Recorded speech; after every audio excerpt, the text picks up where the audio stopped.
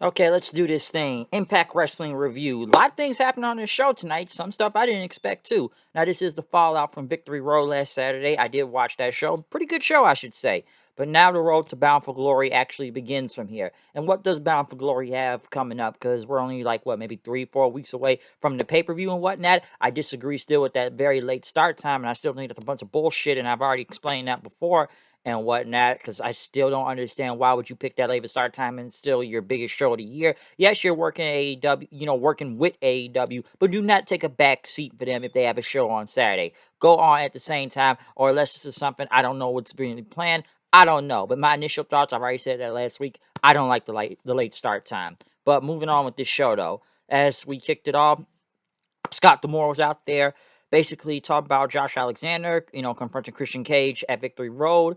And, basically people started to chant option C. We have seen option C before many times in the past of X Division wrestlers that cash in their X Division title to get a world title shot. Some would say like Money in the Bank, but nowadays everybody's almost like Money in the Bank and whatnot. But Josh Alexander came out then talking about, are you going to relinquish the title and whatnot? Because now, once he relinquished that title, there will be a tournament next week to crown a new X Division champion at Bound for Glory. Basically, it's supposed to be like 3 triple threat matches, and all those 3 of those winners will face at Bound for Glory to become the winner, will become the new X Division champion.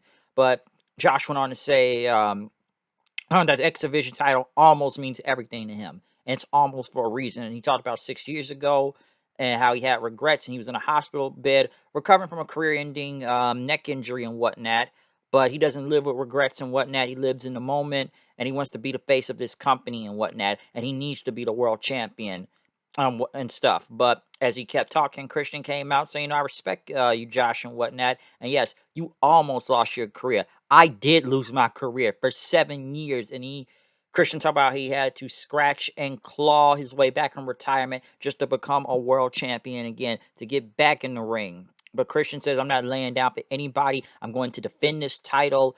And they say, Josh, your turns now. You turn in that title, you can end up with nothing and whatnot. You're taking a chance. Yes, you could be the face of the X Division, but definitely after Bound for Glory, there's no chance you're going to be the face of this company and whatnot. And you have you must face the crowd once that happens. So Josh says, I'm glad you made this decision way easier and whatnot. As he gave his title up, Ace Austin and Madman Fulton came out. As Ace said, I came this close to being the youngest world champion, being Christian last Saturday, but quiet's not his style and whatnot. And talked about Josh, you're obsessed with Christian and whatnot, and you're the X Division champion and stuff, but now you're gonna go for the world title, and you want to call yourself the greatest X Division champion all time, but now you want to give the belt up. You're a quitter. All right, I never give up the title or whatnot. But Josh says, like, you never have an opportunity to cash in that because I'm the one that took this belt away from you and whatnot. Next thing you know, everybody started brawling in the ring and whatnot. Basically, Fulton and Ace got the upper hand. Ace hit Christian with his, his staff and whatnot, leaving him on the ground. And so, pretty good segment to kick off the show and whatnot. Basically, right after I already checked Christian, basically saying, Christian's not medically cleared to wrestle tonight due to his eye injury, but Christian, he said get revenge once he's cleared and whatnot. But tonight will be Ace Austin versus Josh Alexander and whatnot. Mac and Swan were in the back talking about. Mac says he put himself in that tournament for the X Division title, so he wants to be in it. As Rich Swan talked about how he wants to be in that Call Your Shot tournament to get him back to the world title. Next, Brian Myers and his crew walks up. Zicky Dice, Sam Beal, and what is it? Manny Lemons, the Learning Tree calls them. And then, Myers says, we got a match tonight because Myers says he's going to be in the Call Your Shot thing. He's still going after that world title. But next thing you know, I guess it's going to be Mac and Swan versus Myers and a partner of his crew and whatnot.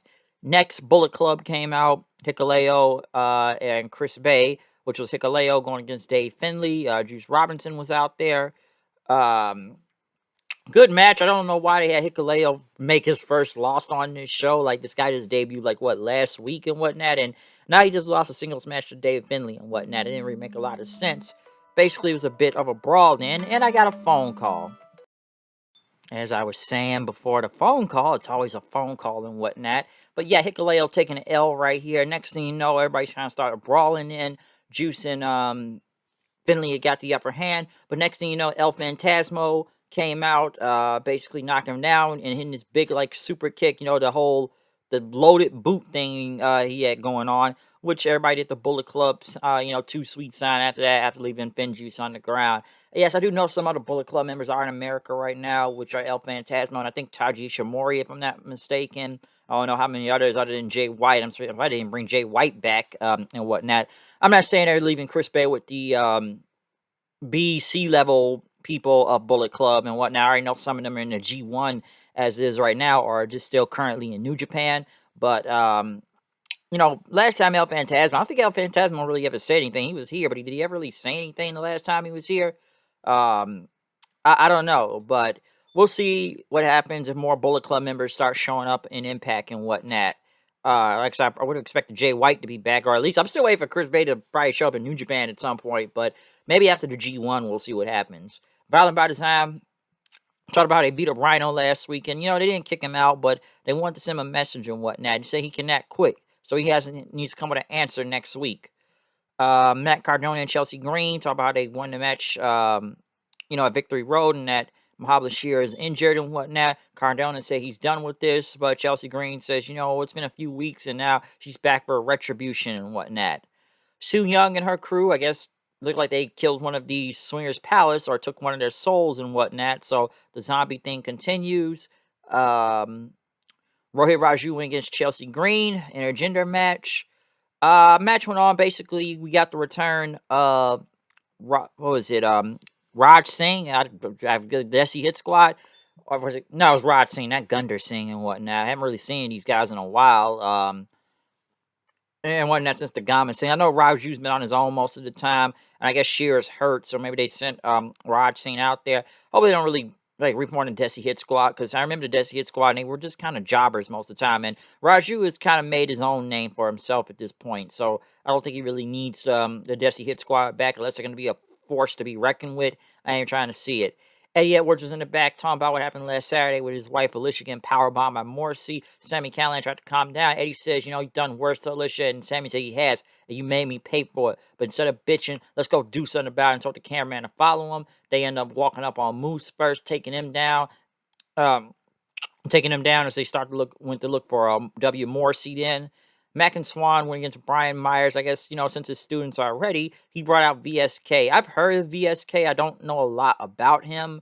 I don't really think I've ever really seen him wrestle that much. I've heard his name here and there, but he wasn't bad though. I will say that. But like I said, I haven't really heard much of the guy. Mac and Swan got the win, so I kind of expected that to happen from here. And whatnot. They kind of need to win anyways. They've been kind of getting their asses kicked for a minute. So at least they got the win. Swingers Palace up. I guess they're going to Vegas and everything for Bound for Glory. And, we got to keep it, got to go talk to DeMore because, he got the comment from Bob Carter's daughter, which is Dixie Carter, was signed by J.J. Dillon for some reason. Gallows and Anderson were sitting somewhere talking about they've beaten all the teams in Impact and AEW. And, who's going to be our next challenge for the title? Bring it on, basically. As they talked about, watch more of us on YouTube. Mickey James came out. It's back in the land of hardcore country. And, she was here for herself before. She was here for the Knockouts division and Deanna and talked about Empower and whatnot for NWA. And she wanted a piece of her. Deanna Purrazzo came out. Mickey says, you attacked me in NWA 73 and I can see right through you because right now I'm not an executive producer anymore. I'm hardcore country, Mickey James. And talk about she won't challenge her for Bound for Glory for that title. Deanna said, no, you can't come around and demand. You demanded me to face Melina and Empower, and I did that, but I owe you nothing. You're just trying to become irrelevant again. And listen, every company wants me. I'm just beating everybody right now. I never idolized you and whatnot, she said. But respect's earned, not given, all right? And you're not getting it. So, no title shot. Next, both women brawled and whatnot until Scott D'Amore came out, basically saying, wrestlers don't make matches, but I can. So, he basically just gave Mickey James a title shot, even though Mickey James didn't really earn anything to get the title shot. Yeah, she's been kind of someone in a feud with Deanna Purrazzo, but has she really done anything to get the title shot? But I'm sure people want to see this match anyways between Mickey and Deanna, which should be really good coming up. So we'll see what happens with that. Callahan and Eddie Edwards tried to run up on Morrissey, but security got in the way. It said that next week could be a street fight between Eddie and Morrissey. As Morrissey said, "How's your wife, Eddie?" Huh? After the power bomb last week.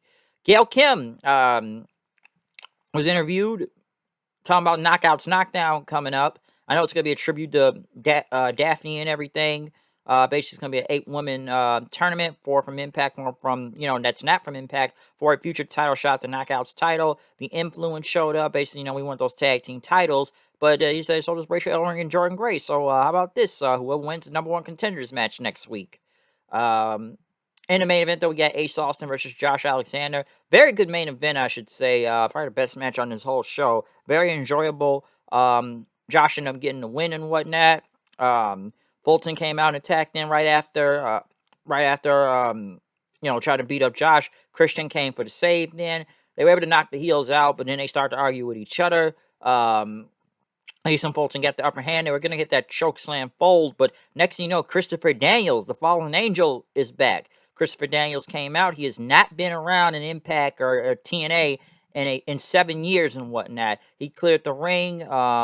Was got to go for the Angels wings, but Fulton got Ace up out of there. So Daniels was, left standing with Christian and Josh Alexander. Very surprising to see Christopher Daniels. We haven't really seen Christopher Daniels since AEW, to be honest, when him and Kazarian were done with SCU, because mostly Kazarian's been doing this whole Elite Hunter thing. I don't know what Elite member is he really taken out at this point, but that's what, he's been doing most of the time, Kazarian. But Daniels, we have not really heard anything about Daniels, and I'm surprised he actually showed up here. And yes, as a lot of people say, he is a TNA original and whatnot. So just seeing him back on TV, I probably would have expected him to show up on AEW at first, but seeing Daniels show back up on Impact, I'm like, oh, okay, we got an original back in a billion. Just back on TV in general, Christopher Daniels is back. So I don't know what this means, but the Fallen Angel is back. I really did not expect that or what he was really doing all this time. So it's been a few months since we've seen Christopher Daniels. Like they said, over 7 years since he's been in a Impact or a TNA ring. So I'm going to see what they do with Chris Daniels right here, because I know SCU has been really doing much, and I know SCU is done, but they weren't really doing much when they were around, and,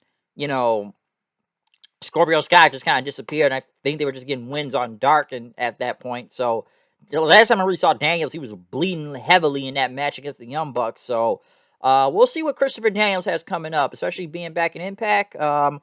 We'll see what happens. That was something I didn't expect. So that was a pretty good surprise right there. But other than that, that's my review of this show. I'm out of here. See you guys later. Peace. Follow me on Twitter at Hoodie9090. I get to say some of this stuff sometime, all right? But we'll be back with more reviews later on. See you then. Peace.